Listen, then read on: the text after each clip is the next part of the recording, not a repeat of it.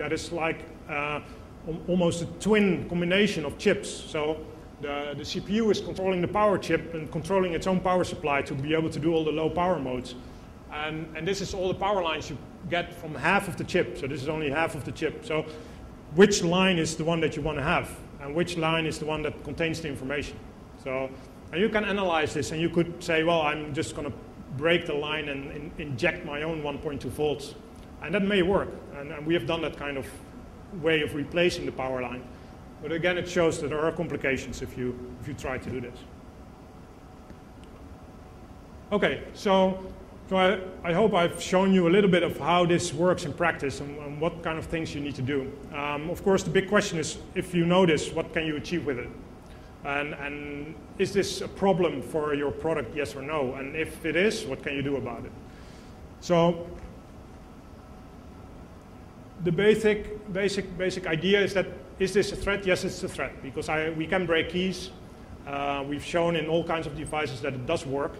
There are a few countermeasures in hardware or even in software in embedded devices. There is significant leakage due to the nature of the devices often. And there are also examples in the field, like key lock. Also a car lock system has been broken using side channel, where the brute force attacks that like the cryptanalysis still takes days to crack it. With only a few measurements, you can crack the key lock with side channel. So yes, there are a lot of ways to break products. However, as we've also seen now, is that you may need quite a significant effort to prepare your device and to get some keys out. And especially for products where you only get one key, and it's not like a common key across a lot of things, then you need to repeat this attack too, right? So you would need to do it on every device. So in which situations does this apply? So you need a certain level of control. You need to kind of maybe break the software side first before you can do your attack. And also the noise level is maybe increased significantly compared to like the low side microcontrollers. So that makes the attack maybe less successful. So even without countermeasures and with a lot of leakage, it still may be quite hard to do. And then, of course, there are countermeasures. So this is a field, basically, we see countermeasures in hardware and we see them in software. Smart cards are generally doing a lot of this stuff in hardware. That doesn't mean you don't need to do anything in software, though. So even if you have a smart card that does hardware countermeasures, you often still need to make sure that in your software you also don't make the mistakes of using a library that's still doing something that's very easily breakable. An example is doing an RSA in the wrong order, and I'll show you later what that means. And on the software side, you can also improve your design. You can change your protocol maybe to reuse some key material less, so that someone doesn't have a chance of doing 1 million acquisitions with the same key, but only like 1,000, and then you use a derived key or something like that. A party that has done a lot of research and actually has a lot of patents in this area is a company called Cryptographic Research. It's located in San Francisco and founded by Paul Kocher, kind of the discoverer and the first publisher on these attacks in '98. And they have licenses. They are required for people building this hardware and software countermeasures. Currently, they actually have quite a few of the big names already. The way it works is that if you get hardware from these manufacturers and it has already been DPA approved, then you don't need to require an extra license. You can make a DPA-resistant device based on that. So anyway, if you're unsure and don't know what good countermeasures may be for your situation, then you can always contact them, of course. So all this knowledge, I try to kind of make a table to make a very rough kind of judgment. And of course, this does not apply to any specific product because there are always exceptions. To give an idea of, okay, how difficult would it be to crack such a device? And basically, it looks like this. A basic microcontroller without countermeasures is like a smart card of 10 years ago, and they're all cracked. So that's just a few weeks' work at most. With basic countermeasures, you get into advanced side channel attacks, like second order, higher order statistics, but you can still break them. For the complex processor, kind of offsets, because they are already a bit more difficult depending on their implementation. So even without countermeasures, it may be a little bit more work. But in the end, they can be broken. And only when you have real strong countermeasures, for instance, both at hardware and software, then you get into the area that mirror the smart card technology.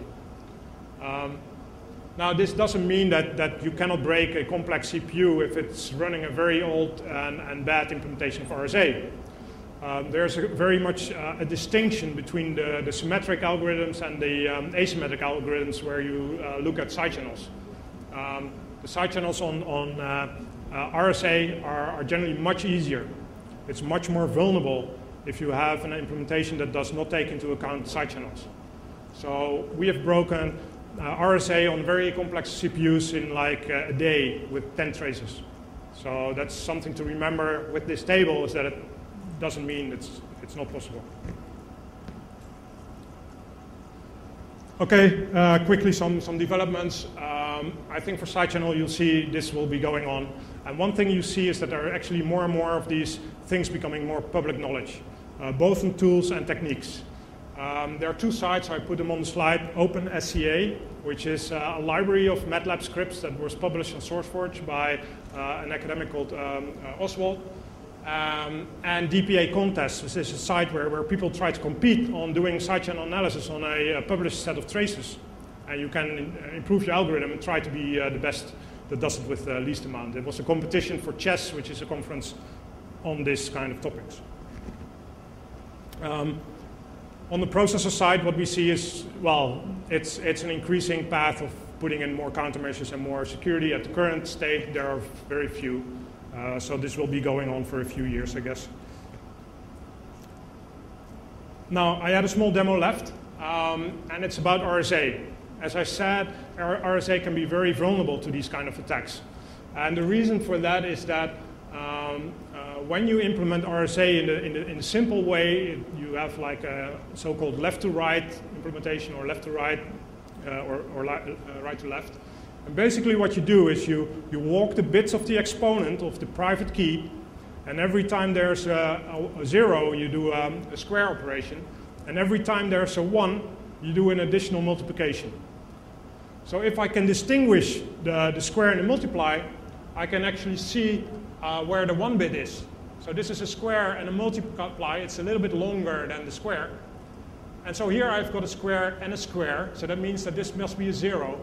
And then I have a square and a multiply, so this must be a 1. And I can just read off the bits from this trace. And this is a measurement that was done on a contactless card. But we can also do it on the setup I've got here. So this is the board I'm using. It's like an ARM CPU, like I said before. And it's been programmed to do that RSA operation with an internal key, so I cannot get it. So the task is to get it remotely by sending in data to be signed and then checking what's happening on the EM signal. So if I go back to my, oops, I cannot really image it. So I go to the RSA module and run it. Then basically what I see is this. Well, of course I don't see very much yet. So I can move it around a little bit. Try to see if I see any bits, but I don't see much. So actually what we need to do is improve this signal. And the way we can do that is by filtering. And as you've seen with the power signal with the keyboard logging, low-pass filtering and some other processing may be able to improve the signal. In this case, we're looking at electromagnetic. And an electromagnetic signal is a differential signal. So if you see this, it's actually just going up and down around the 0 line. So what we need to do here is two steps. We need to make it absolute. So we flip the negative part to the positive part, and then we apply the low pass. The way we can do that is we can add some filters in the chain here. So I do an absolute, and I add a low pass. I have to set some weight here. And then I can run it again. And I can move it around a little bit. And you already see the signal now looks completely different, right? There's now patterns in there. Well, now there aren't, but let's see where it was. So again, I do see some patterns here. So if I stop it here, oh, stop. Well, actually, this was already a good one. So now, actually, what you can see is that there are some changes here. So this pattern is different from this one. So this may well be a multiply square. So this is the difference between left to right and right to left. So this is a multiply square, multiply square, multiply square, square, square, square. So actually what you're reading here are the key bits of the RSA key.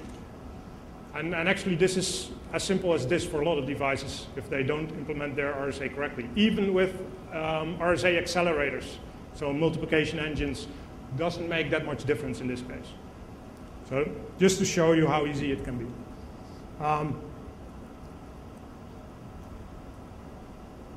Basically the conclusion, I think the main thing to conclude is it's not an easy choice. It's not easy to say side-channel embedded is terrible, or it's very easy, or my products are all vulnerable. It's a very mixed thing. There are obstacles that you need to overcome. However, there are different ways you can measure. And there are still the software implementations that can have a lot of mistakes and easy things to hook onto if you're attacking a system. So in an overview, the threats are mostly to microcontrollers without countermeasures, because like I said, they're like the smart cards of 10 years ago. Or if you have a high security device that's actually protecting something very valuable, because then for the attacker, of course, all this effort may be worth it, and then again, it may be something to reckon with. Well, some recommendations. Of course, like I said, if you want to have strong protection, you need strong countermeasures, so you really need to think both in the hardware acquisition, if you buy it, or in your development, how to implement that. Also demand from your manufacturers to add this. We generally tend to see only manufacturers when customers ask for this. It's either certification, and that's in the smart card world, so all the smart cards that want to be in the payment, they certify their device and they get tested. But in all the other areas, we only get customers visiting us, asking how does this work and what do you do against this when customers ask for it. If you don't ask for it, you won't get it. Do not only rely on the hardware protection, and that is, for instance, with the RSA because of, you can do so much wrong in software. And in the end, if you really want to know if a device leaks and if it's an issue for you, the only way to find out is testing. For us, it's the same thing. We can never predict if something will be easy or difficult. And you can always do testing in different ways. You can do a quick assessment and you can do intensive work. But it remains a physical device with physical properties that are very, very difficult to predict. And even in design phases of chips, the chip designers cannot predict what the leakage will be. They can try, but in the end, we see that there are still surprises in that area. That basically finishes my talk. So, any questions? 2. Joe was first.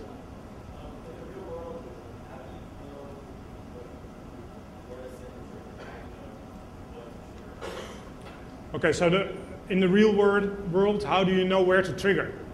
Well, like I said, one thing can be visual inspection, so you recognize the crypto by just measuring. And then you would have to have some means of selecting that in your scope or matching that. And the other thing is changing the software that's running on the device. Or if it's like a sub-device, controlling it directly from your PC instead of from the embedded application to feed in your data and trigger it from there. So you could always, even if you don't start the trigger exactly when your operation is, as long as you start the trigger at the same time, every time, then you could always delay and zoom in on the scope to get that setting. Yeah, and the drawback can be if it's like a long delay before it starts, you need this long buffer, and you need a big scope, and it will take a long time, or the acquisition will be slow. You need a big disk because you kind of need to select